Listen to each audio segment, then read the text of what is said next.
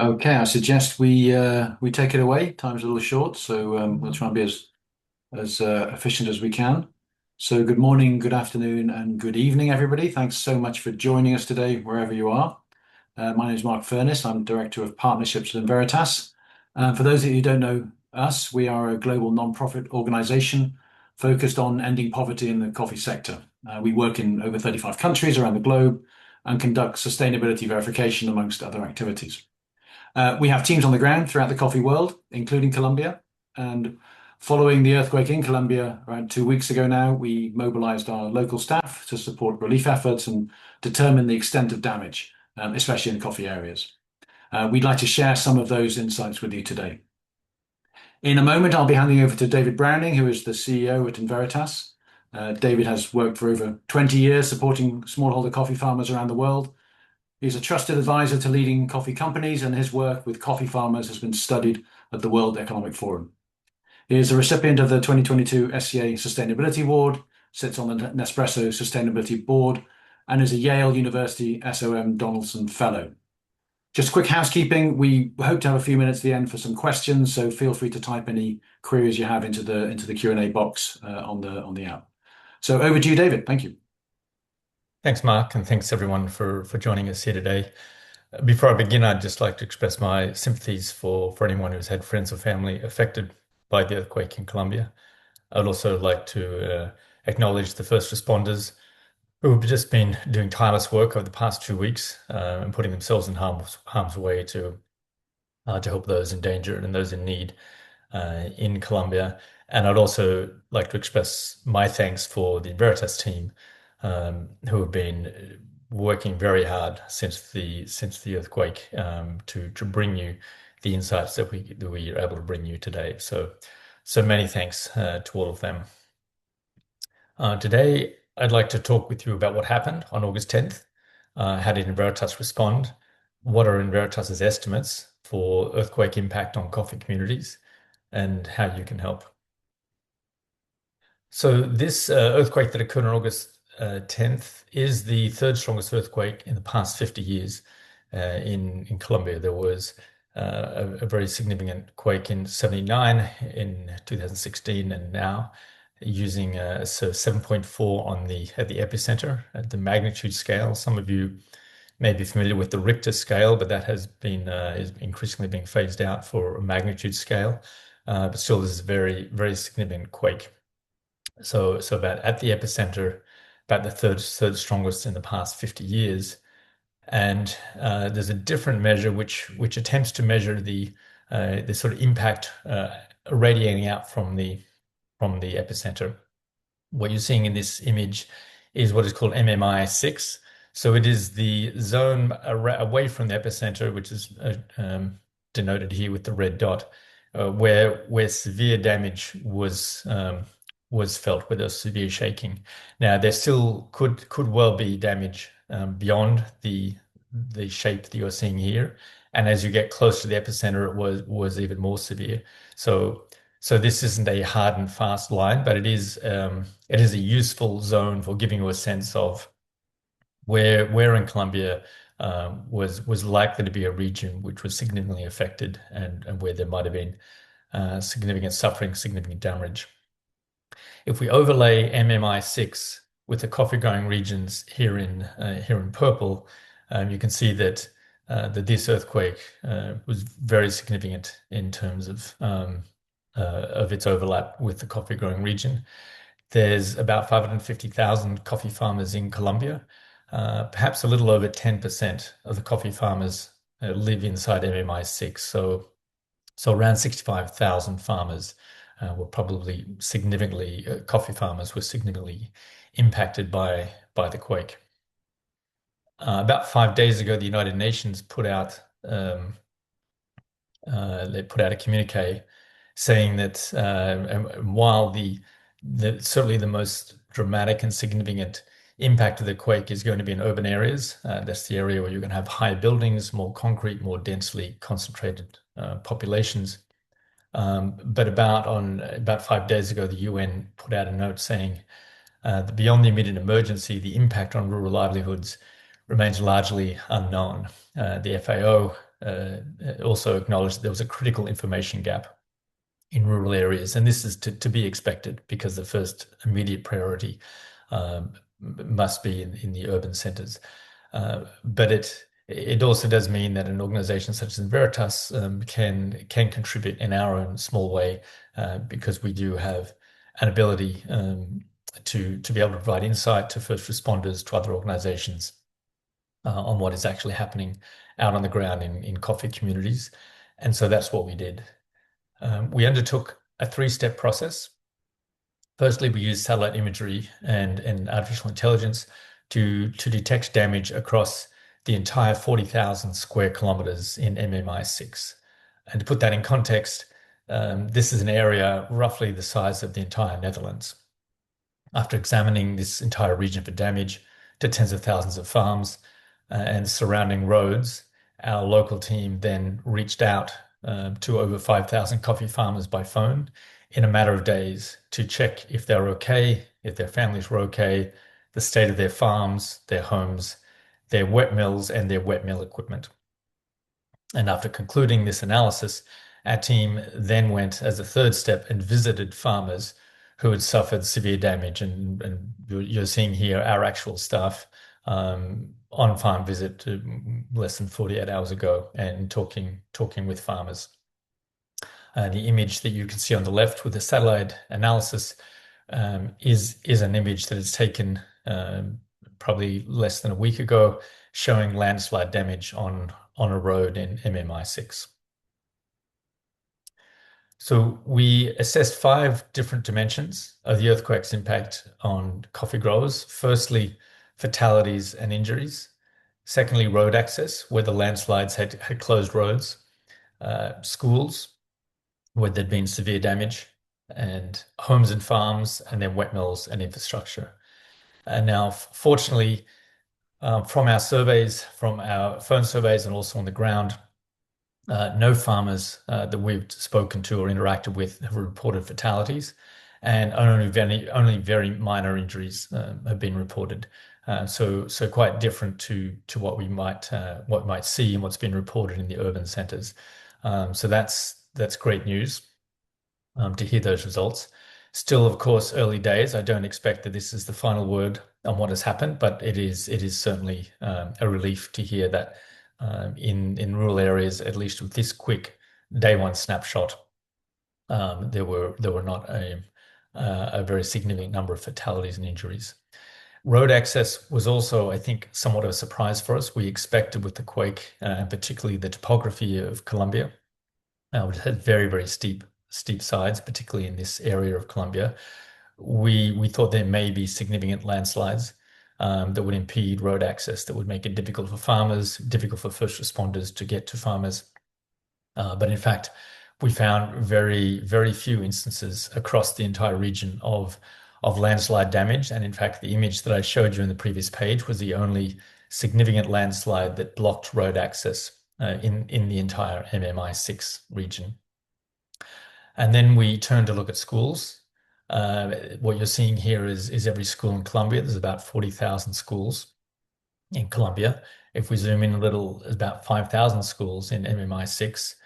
And so we went and then looked using satellite imagery and AI at every single school, every single one of those 5,000 schools for damage. And you can see here an example where the satellite image on the left is showing the school before the earthquake, and the image on the right is showing the damage afterwards. And so we were able to pick up that damage had occurred. But again, surprisingly, this was the only school that using our analysis in MMI6, which had suffered catastrophic damage. This is an image taken by our team on the ground. You can see there's a small food cafeteria to the left there that's just been absolutely crushed by falling debris, and you can see the damage not just to the roof but the side buildings as well. So this particular school is certainly has suffered catastrophic damage, but that was somewhat of an isolated event relative to the other 5,000 schools that we examined. There was one other school which our analysis showed up as being damaged, and this is an image of it. You can see again the left image is before the earthquake, the right image is after the earthquake, and our analysis determined that this looked like earthquake damage. But AI is not perfect. It does make mistakes. And so there is always a need for having quality control process as part of the systems, which Enveritas does have. And with a quality control process put in place, we recognized that this was in fact not earthquake damage. It was a school that was in the process of replacing their roof, and discussions with the school confirmed that. So with this case exempted, the analysis in the rural areas really found just a single case of catastrophic damage in the schools. But then when it comes to homes, then we start to see a lot more damage. So the home estimate damage after our teams went out, and as I mentioned, then after we'd finished this first phase of using AI and satellite imagery to actually start talking to farmers, about 30% of the farmers we called over, I think over 4,000, 5,000 farmers. About 30% of those who responded reported moderate to severe damage to their home. And there's approximately 65,000 farms in the area. So that's about 20,000 coffee farms probably suffering moderate to severe damage. And as you can imagine, that damage spans quite a broad spectrum.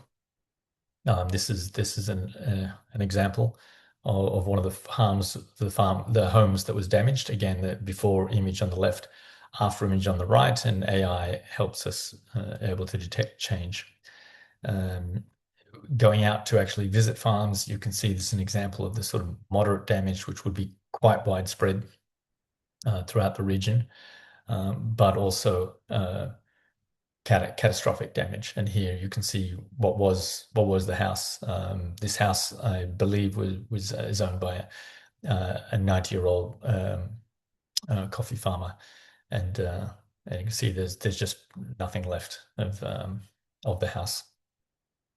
So quite a range.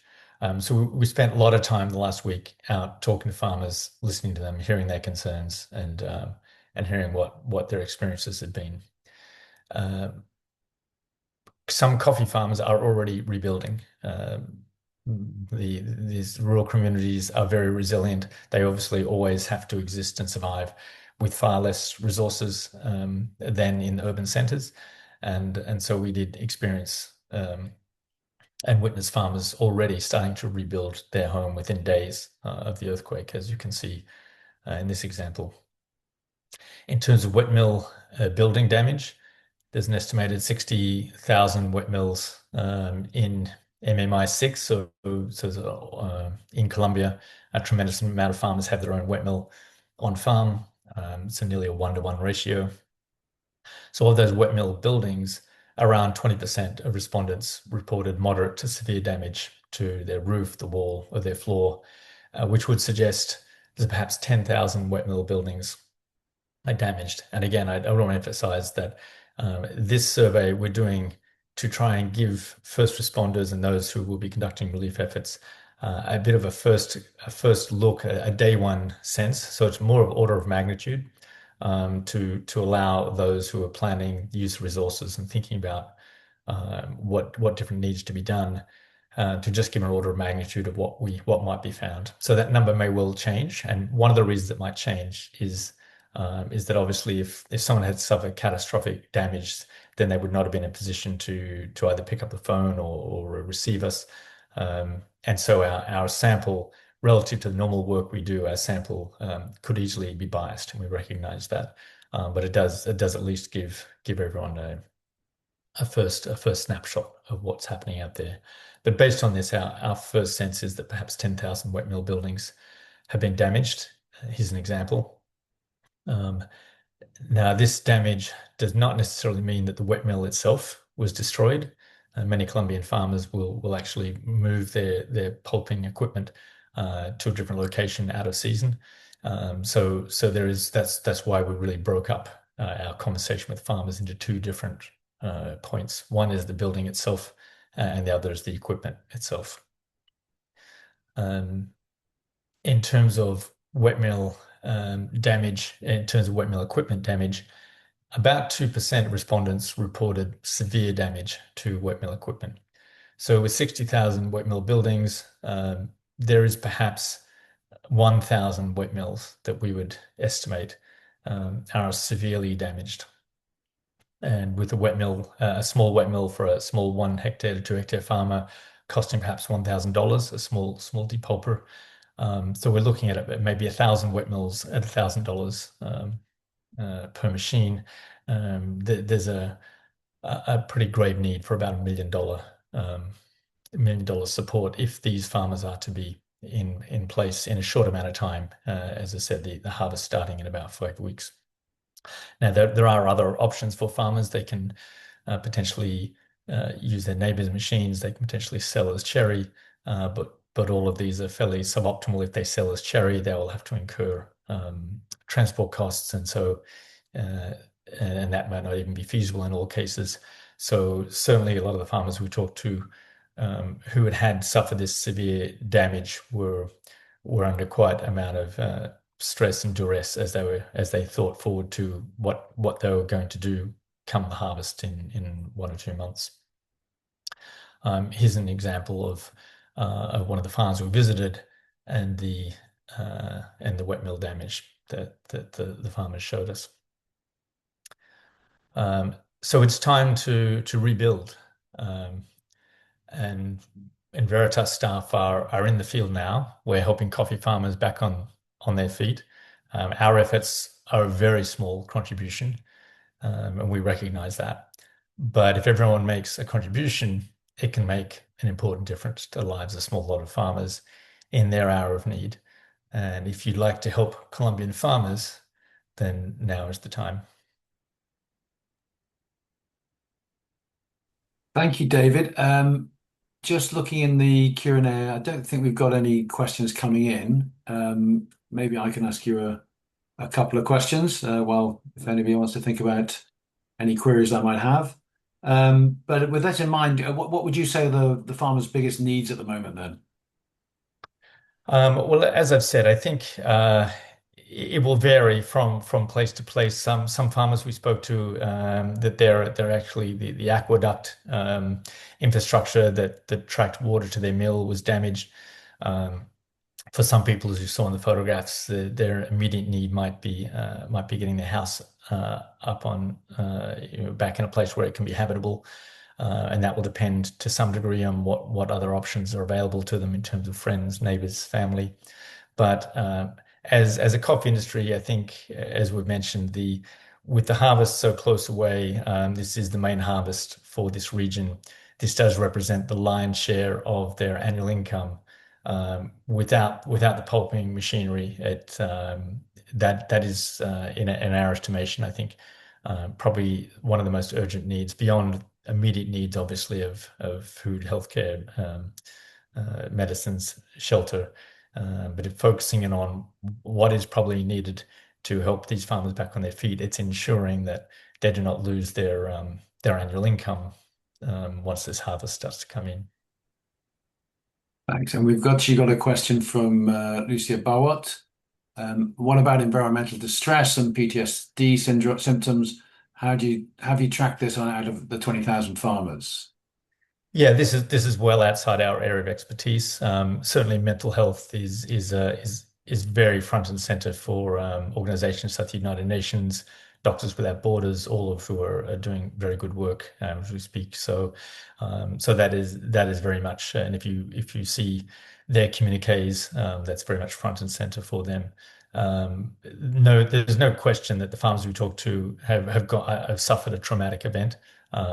So there's no question that is a very real concern for the entire population who experienced this traumatic event. Thanks.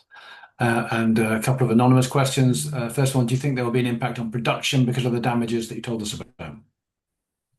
I think we might expect some reduction in production. I think perhaps not as much as people might fear if they were to look at the initial headlines of the event.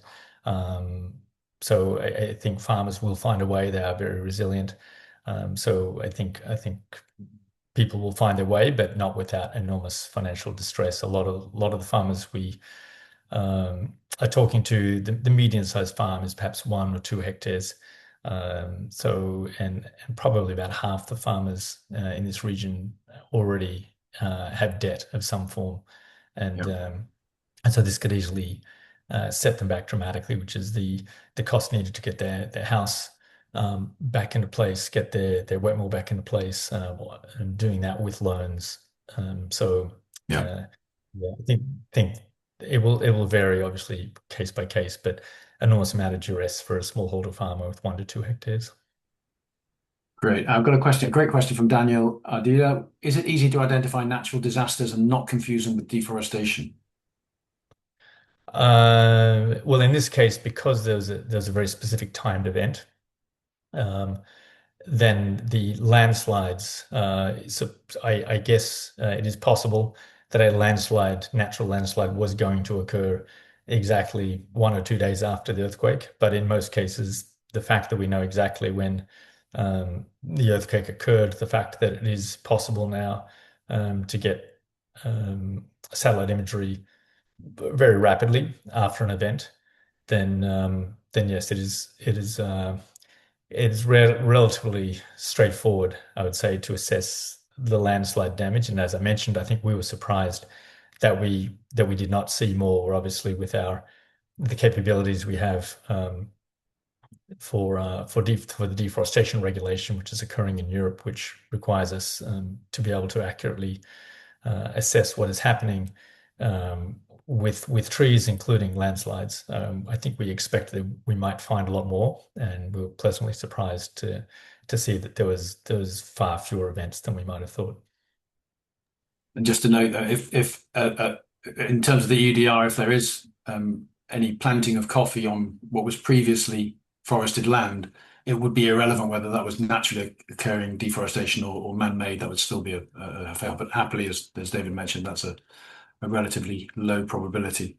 We have a question from an anonymous attendee. If I get my company $8 to go to Enveritas, what percentage of it will go to replacing equipment in Colombia?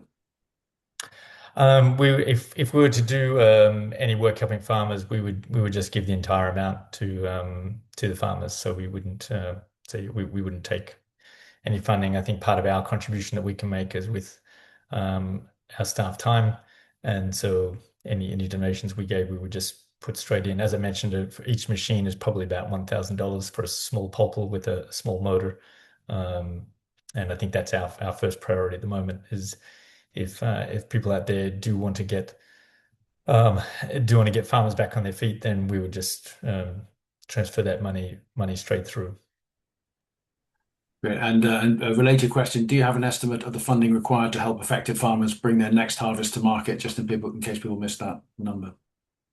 Yeah, so as I said, there's obviously different ways you might account for that. But what we would say is the most urgent need would be a small pulp for smallholder farmers, a small pulping unit around about $1,000 to literally just to, it would be very belts and braces. It would be very much just, this is not even getting the shed rebuilt again. But our expectation would be that farmers they will be able to use duct tape and their own resources to find a way to protect the machinery.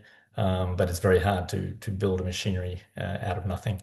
But I think about $1,000 a machine, if it is indeed about 1,000 farmers, that would suggest the need of around about $1 million for the farmers whose livelihoods are most threatened by this event in the near term. There certainly would be more needs greater on later on, but I think we would see that as the most pressing threat to their livelihood. Great. We had a question around whether the wet mill damage will affect the harvesting pace and quality. Any views on that? For sure, I think we might expect you might expect that there's a lot going on for a farmer and their family.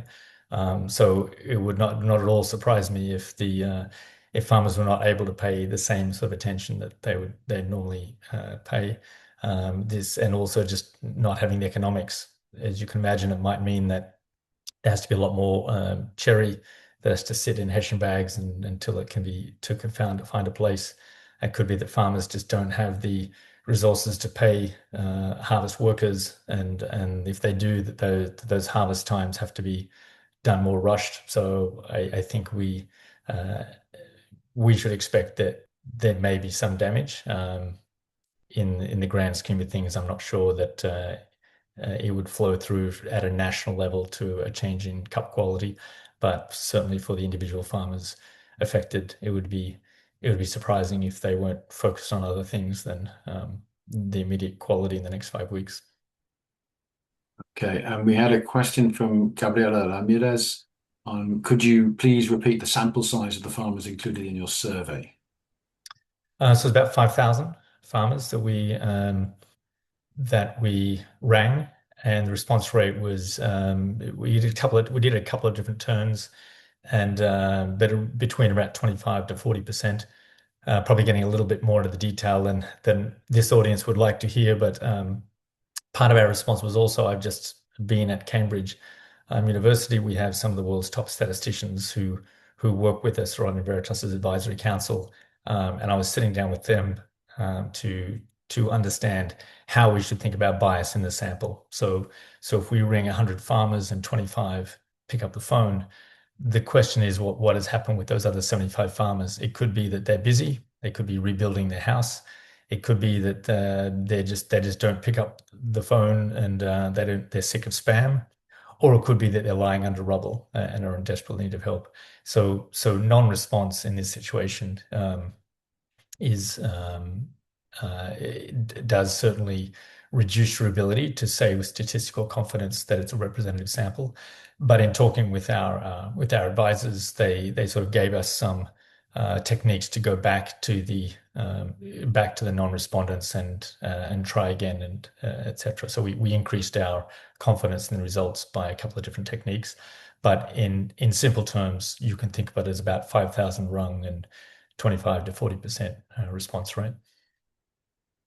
Thanks. And maybe time for one or two more questions. So, will you cross-check this information with government official data, FNC, and other partners?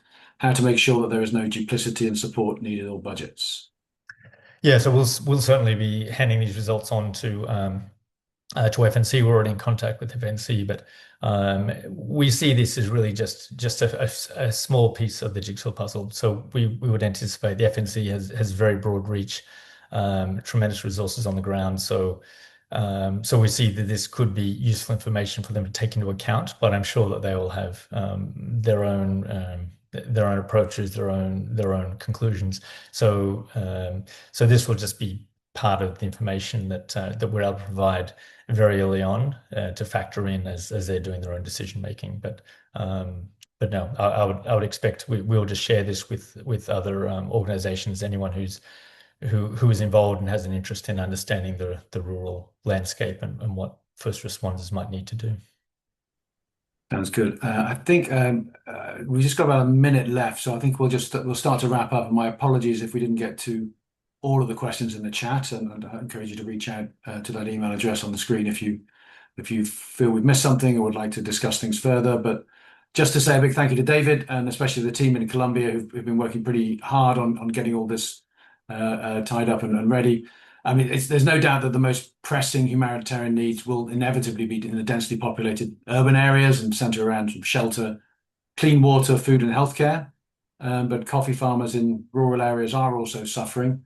And with the harvest in the region commencing in a few weeks, their livelihoods are threatened. So as it's been said a couple of times, but we are already talking with various organizations who are coordinating support, especially the FNC, and they've got enormous capacity to help farmers through this crisis. So our aim is to help to provide assistance where we can to those most in need. If you'd like to donate or if you'd like to help in any way, please reach out, contact us. And apart from that, I'd just like to say a big thank you for joining us on the call today and wish you a good day. Thanks, everyone.